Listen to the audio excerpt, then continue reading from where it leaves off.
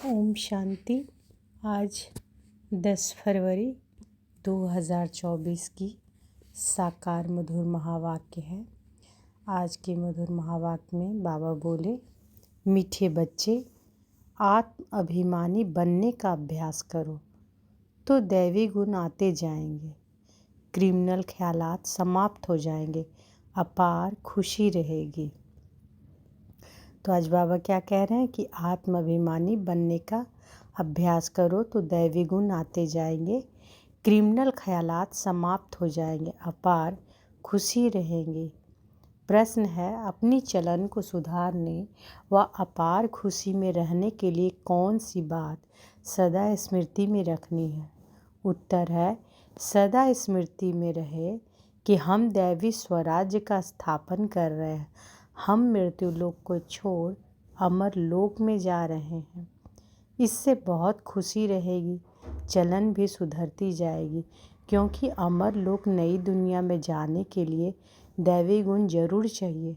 स्वराज्य के लिए बहुतों का कल्याण भी करना पड़े, सबको रास्ता बताना पड़े। ओम शांति। बच्चों को अपने को यहाँ का नहीं समझना चाहिए। तुमको मालूम हुआ है, हमारा जो राज्य था, जिसको राम राज्य व सूर्यवंशी राज्य कहते हैं, उसमें कितनी सुख शांति थी। अब फिर से देवता बन रहे हैं, आगे भी बने थे। हम ही सर्वगुण संपन्न, 16 कला संपूर्ण दैवी गुण वाले थे। हम अपने राज्य में थे, अभी रावण राज्य में है। हम अपने राज्य में बहुत सुखी थे, तो अंदर में बहुत खुशी और निश्चय होना चाहिए, क्योंकि तुम फिर से अपनी राजधानी में जा रहे हो। रावण ने तुम्हारा राज्य छीन लिया है। तुम जानते हो, हमारा अपना सूर्यवंशी राज्य था। हम राम राज्य के थे, हम ही दैवी गुण वाले थे, हम ही बहुत सुखी थे। फिर रावण ने हमारा राज्य भाग छीन लिया। अब बाप आकर अपना और पराये का राज समझाते हैं। आधा कल्प हम राम राज्य में थे, फिर आधा कल्प हम रावण राज्य में रहे। बच्चों को हर बात का निश्चय हो तो खुशी में रहे और चलन भी सुधरे। अब पराये राज्य में हम बहुत दुखी हैं। हिंदू भारतवासी समझते हैं कि हम पराये फॉरेन राज्य में दुखी थे, अब सुखी हैं अपने राज्य में, परंतु यह है अल्पकाल कागविष्टा समान सुख। तुम बच्चे अभी सदा काल के सुख की दुनिया में जा रहे हो, तो तुम बच्चों को अंदर बहुत खुशी रहनी चाहिए। ज्ञान में नहीं है तो जैसे ठिक्कर पत्थर बुद्धि है। तुम बच्चे जानते हो कि हम अवश्य अपना राज्य लेंगे, इसमें तकलीफ की कोई बात नहीं। राज्य लिया था, फिर आधा कल्प राज्य किया, फिर रावण ने हमारी कला काया की ही चट कर दी। कोई अच्छे बच्चे की जब चलन बिगड़ जाती है तो कहा जाता है, तुम्हारी कला काया चट हो गई है क्या? यह है बेहद की बातें। समझना चाहिए कि माया ने हमारी कला काया चट कर दी है। हम गिरते ही आए हैं। अब बेहद का बाप दैवी गुण सिखलाते हैं, तो खुशी का पारा चढ़ना चाहिए। टीचर नॉलेज देते हैं तो स्टूडेंट को खुशी होती है। यह है बेहद की नॉलेज। अपने को देखना है, मेरे में कोई आसुरी गुण तो नहीं है। संपूर्ण नहीं बनेंगे तो सजाई खाने पड़ेगी। तो आज बाबा क्या कह रहे हैं कि अपने आप को देखना है, अपने आप को चेक करना है कि कोई आसुरी गुण तो नहीं है। संपूर्ण नहीं बनेंगे तो सजाएं खानी पड़ेगी, परंतु हम सजाएं खाए ही क्यों? इसलिए बाप जिससे यह राज्य मिलता है उसको याद करना है। दैवी गुण जो हमारे में था वह अब धारण करने हैं। वहाँ यथा राजा रानी तथा प्रजा सब में दैवी गुण थे। दैवी गुणों को तो समझते हो ना? अगर कोई समझते नहीं तो लाएंगे कैसे? गाते भी हैं सर्वगुण संपन्न, तो पुरुषार्थ कर ऐसा बनना है। बनने में मेहनत लगती है, क्रिमिनल आई हो जाती है। बाप कहते हैं कि अपने को आत्मा समझो तो क्रिमिनल ख्यालात उड़ जाएंगे। युक्तियाँ तो बाप बहुत समझाते हैं। जिसमें दैवी गुण है उनको देवता कहा जाता है, जिनमें नहीं है उनको मनुष्य कहा जाता है। तो दोनों ही मनुष्य, परंतु देवताओं को पूजते क्यों हैं? क्योंकि उनमें दैवी गुण है और उनके मनुष्यों के कर्तव्य बंदर जैसे हैं। कितना आपस में लड़ाई झगड़ा आदि करते हैं। सतयुग में ऐसी बातें होती नहीं, यहाँ तो होती है। जरूर अपनी भूल होती है तो सहन करना पड़ता है। आत्माभिमानी नहीं है तो सहन करना पड़ता है। तुम जितना आत्माभिमानी बनते जाएंगे उतना दैवी गुण भी धारण होंगे। अपनी जांच करनी है कि हमारे में दैवी गुण है। बाप सुखदाता है तो बच्चों का काम है सबको सुख देना। अपने दिल से पूछना है कि हम किसको दुख तो नहीं देते हैं। परंतु कोई कोई की आदत होती है जो दुख देने बिगर रह नहीं सकते। तो बाबा क्या कह रहे हैं कि अपने आप से पूछना है कि हम किसी को दुख तो नहीं देते हैं। परंतु कोई कोई की आदत होती है कि जो दुख देने बगैर रह नहीं सकते, बिल्कुल सुधरते नहीं। जैसे जेल बर्ड्स, वह जेल में ही अपने को सुखी समझते हैं। बाप कहते हैं वहाँ तो जेल आदि होता ही नहीं, पाप होता ही नहीं जो जेल में जाना पड़े। यहाँ जेल में सजाएं भोगनी पड़ती है। अभी तुम समझते हो कि हम जब अपने राज्य में थे तो बहुत साहूकार थे। जो ब्राह्मण कुल वाले होंगे वह ऐसे ही समझेंगे कि हम अपना राज्य स्थापन कर रहे हैं। वह एक ही हमारा राज्य था जिसको देवताओं का राज्य कहा जाता है। आत्मा को जब ज्ञान मिलता है तो खुशी होती है। जीव आत्मा जरूर कहना पड़े। हम जीवात्मा जब देवी देवता धर्म की थी तो सारे विश्व पर हमारा राज्य था। यह नॉलेज है तुम्हारे लिए। भारतवासी थोड़े ही समझते हैं कि हमारा राज्य था। हम भी सतो प्रधान थे, तुम ही यह सारी नॉलेज समझते हो। तो हम ही देवता थे और हमको ही अब बनना है। भल विघ्न भी पड़ते हैं, परंतु तुम्हारी दिन प्रतिदिन उन्नति होती जाएगी। तुम्हारा नाम बाला होता जाएगा। सब समझेंगे कि यह अच्छी संस्था है, अच्छा काम कर रहे हैं। रास्ता भी बहुत सहज बताते हैं। कहते हैं तुम ही सतो प्रधान थे, देवता थे, अपनी राजधानी में थे, अब तमो प्रधान बने हो। और तो कोई अपने को रावण राज्य में समझते नहीं। तुम जानते हो कि हम कितने स्वच्छ थे, अब तुच्छ बने हैं। पुनर्जन्म लेते लेते पारस बुद्धि से पत्थर बुद्धि बन पड़े हैं। अब हम अपना राज्य स्थापन कर रहे हैं तो तुमको उछलना चाहिए, पुरुषार्थ में लग जाना चाहिए। जो कल पहले लगे होंगे वह अब भी लगेंगे जरूर।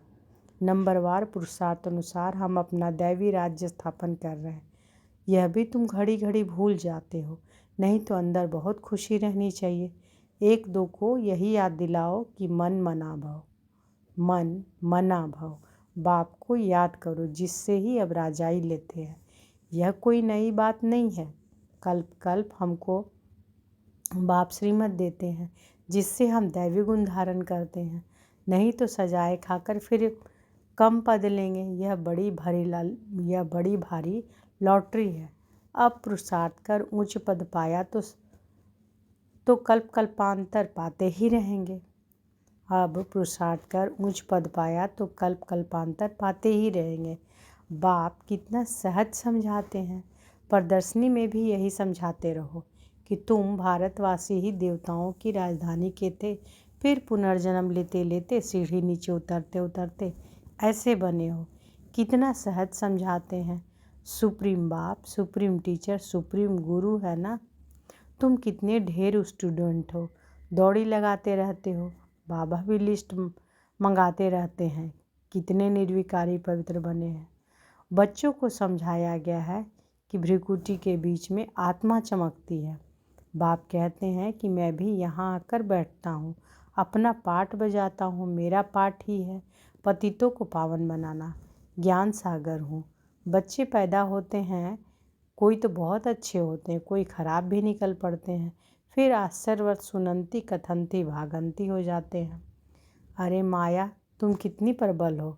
फिर भी बाप कहते हैं कि भागंती होकर भी कहाँ जाएंगे। यही एक बाप तारने वाला है। एक बाप है सदगति दाता, बाकी इस ज्ञान का कोई तो बिल्कुल जानते ही नहीं। जिसने कल पहले माना है वही मानेंगे। इसमें अपनी चलन को बहुत सुधारना पड़ता है, सर्विस करनी पड़ती है। बहुतों को कल्याण करना है, बहुतों को जाकर रास्ता बताना है। बहुत बहुत मीठी जबान से समझाना है कि तुम भारतवासी ही विश्व के मालिक थे, अब फिर तुम इस प्रकार से अपना राज्य ले सकते हो। यह तो तुम समझते हो, बाप जो समझाते हैं ऐसा कोई समझा ना सके, फिर भी चलते चलते माया से हार खा लेते हैं। बाप खुद कहते हैं, विकारों पर जीत पाने से ही तुम जगत जीत बनेंगे। यह देवताएं जगत जीत बने हैं, जरूर उन्होंने ऐसा कर्म किया है। बाप ने कर्मों की गति भी बताई है। रावण राज्य में कर्म विकर्म ही होते हैं, राम राज्य में कर्म अकर्म होते हैं। मूल बात है काम पर जीत पाकर जगत जीत बनने की। बाप को याद करो, अब वापस घर जाना है। हमको 100% सर्टेन है कि हम अपना राज्य लेकर ही छोड़ेंगे, परंतु राज्य यहाँ नहीं करेंगे। यहाँ राज्य लेते हैं, राज्य करेंगे अमर लोक में। अब मृत्यु लोक और अमर लोक के बीच में है, यह भी भूल जाते हैं, इसलिए बाप घड़ी घड़ी याद दिलाते हैं। अब यह पक्का निश्चय है कि हम अपनी राजधानी में जाएंगे। यह पुरानी राजधानी खत्म जरूर होनी है। अब नई दुनिया में जाने के लिए दैवी गुण जरूर धारण करने हैं। अपने से बातें करनी है, अपने को आत्मा समझना है, क्योंकि अभी ही हमको वापस जाना है। तो अपनी आत्मा भी अभी ही समझना है, तो अपने को आत्मा ही अभी ही समझना है। फिर कभी वापस थोड़े ही जाना है जो यह ज्ञान मिलेगा। तो बाबा क्या कह रहे हैं कि अपने को आत्मा भी अभी ही समझना है, फिर कभी वापस थोड़े ही जाना है जो यह ज्ञान मिलेगा। वहाँ 5 विकार ही नहीं होंगे जो हम योग लगाएं। तो योग तो इस समय लगाना होगा पावन बनने के लिए। वहाँ तो सब सुधरे हुए हैं, फिर धीरे धीरे कला कम होती जाती है। यह तो बहुत सहज है। क्रोध भी किसी को दुख देता है ना। मुख्य है देह अभिमान, वहाँ तो देह अभिमान होता ही नहीं। आत्म अभिमानी होने से क्रिमिनल आई नहीं रहती, सिविल आई बन जाती है। रावण राज्य में क्रिमिनल आई बन जाती है। तुम जानते हो कि हम अपने राज्य में बहुत सुखी रहते हैं, कोई काम नहीं, कोई क्रोध नहीं। इस पर शुरू का गीत भी बना हुआ है। वहाँ यह विकार होते नहीं। हमारी अनेक बार यह हार और जीत हुई है। सतयुग से कलयुग तक जो कुछ हुआ वह फिर रिपीट होना है। बाप अथवा टीचर के पास जो नॉलेज है वह तुमको सुनाते हैं। यह रूहानी टीचर भी वंडरफुल है। ऊंचे से ऊंचा भगवान, ऊंचे से ऊंचा टीचर भी है और हमको भी ऊंचे से ऊंचा देवता बनाते हैं। तुम खुद देख रहे हो कि बाप कैसे डिटिज्म स्थापन कर रहे हैं। तुम खुद ही देवता बन रहे हो। अभी तो सभी अपने को हिंदू कहते रहते हैं, उन्हों को भी समझाया जाता है कि वास्तव में आदि सनातन देवी देवता धर्म है और सबका धर्म चलता रहता है। यह एक ही देवी देवता धर्म है जो प्रायः लोप हो गया है। यह तो बहुत पवित्र धर्म है, इन जैसा पवित्र धर्म कोई होता नहीं। अब पवित्र ना होने के कारण कोई भी अपने को देवता नहीं कहला सकते हैं। तुम समझा सकते हो कि हम आदि सनातन देवी देवता धर्म के थे, तब तो देवताओं को पूजते हैं। क्राइस्ट को पूजने वाले क्रिश्चियन ठहरे, बुद्ध को पूजने वाले बौद्ध ठहरे, देवताओं को पूजने वाले देवता ठहरे। फिर अपने को हिंदू क्यों कहलाते हो? युक्ति से समझाना है। सिर्फ कहेंगे हिंदू धर्म धर्म नहीं है तो बिगड़ेंगे। बोलो हिंदू आदि सनातन धर्म के थे तो कुछ समझेंगे कि आदि सनातन धर्म तो कोई हिंदू धर्म नहीं। आदि सनातन अच्छा ठीक है, देवता पवित्र थे, यह पवित्र है इसलिए अपने को देवता नहीं कहला सकते हैं। कल्प कल्प ऐसे होता है। इनके राज्य में कितने साहूकार थे, अब तो कंगाल बन पड़े हैं। वह पद्मा पदमपति थे। बाप युक्तियाँ बहुत अच्छी देते हैं। पूछा जाता है कि तुम सतयुग में रहने वाले हो या कलयुग में? कलयुग के हो तो जरूर नरकवासी हो, सतयुग में रहने वाले तो स्वर्गवासी देवता होंगे। ऐसा प्रश्न पूछेंगे तो समझेंगे कि प्रश्न पूछने वाला जरूर खुद ट्रांसफ़र कर देवता बना सकते होंगे, और तो कोई पूछ नहीं सकते। वह भक्ति मार्ग ही अलग है। भक्ति का फल क्या है? वह है ज्ञान। सतयुग त्रेता में भक्ति होती नहीं। ज्ञान से आधा कल्प दिन, भक्ति से आधा कल्प रात। मानने वाले होंगे तो मानेंगे, ना मानने वाले तो ज्ञान को भी ना मानेंगे तो भक्ति को भी नहीं मानेंगे, सिर्फ पैसा कमाना ही जानते हैं। तुम बच्चे तो योग बल से अब राजाई स्थापन कर रहे हो श्रीमत पर, फिर आधा कल्प के बाद राज्य गंवाते भी हो। यह चक्र चलता ही रहता है। अच्छा, मीठे मीठे सिक्के लदे बच्चों प्रति माता पिता बाप दादा का याद प्यार और गुड मॉर्निंग। रूहानी बाप की रूहानी बच्चों को नमस्ते। हम रूहानी बच्चों की रूहानी माता पिता बाप दादा को याद प्यार गुड मॉर्निंग और नमस्ते नमस्ते नमस्ते। शुक्रिया बाबा शुक्रिया। धारणा के लिए मुख्य सार पहला है, बहुतों का कल्याण करने के लिए अपनी ज़बान बहुत मीठी बनानी है। मीठी ज़बान से ही सर्विस करनी है, सहनशील बनना है। बहुतों का कल्याण करने के लिए अपनी ज़बान बहुत मीठी बनानी है, मीठी ज़बान से ही सर्विस करनी है, सहनशील बनना है। दूसरा, कर्मों की गहन गति को समझ विकारों पर जीत पानी है, जगत जीत देवता बनना है, आत्माभिमानी बन क्रिमिनल दृष्टि को सिविल बनाना है। आज बाबा वरदान दिए हैं, श्रेष्ठ कर्म द्वारा दिव्य गुण रूपी प्रभु प्रसाद बांटने वाले फरिश्ता सो देवता भव। श्रेष्ठ कर्म द्वारा दिव्य गुण रूपी प्रभु प्रसाद बांटने वाले फरिश्ता सो देवता भव। वर्तमान समय चाहे अज्ञानी आत्माएं हैं चाहे ब्राह्मण आत्माएं हैं, दोनों को आवश्यकता गुणदान की है। तो अब इस विधि को स्वयं में या ब्राह्मण परिवार में तीव्र बनाओ। ये दिव्य गुण सबसे श्रेष्ठ प्रभु प्रसाद है, इस प्रसाद को खूब बांटो। जैसे स्नेह की निशानी एक दो को टोली खिलाते हो, ऐसे दिव्य गुण की टोली खिलाओ। तो इस विधि से फरिश्ता सो देवता बनने का लक्ष्य सहज सब में प्रत्यक्ष दिखाई देगा। आज का स्लोगन है, योग रूपी कवच को पहन कर रखो तो माया रूपी दुश्मन वार नहीं कर सकता। योग रूपी कवच को पहन कर रखो तो माया रूपी दुश्मन वार नहीं कर सकता। तो आज बाबा क्या बोल रहे हैं कि आत्माभिमानी बनने का अभ्यास करो तो दैवी गुण आते जाएंगे, क्रिमिनल ख्यालात समाप्त हो जाएंगे, अपार खुशी रहेगी। और बाबा क्या बोले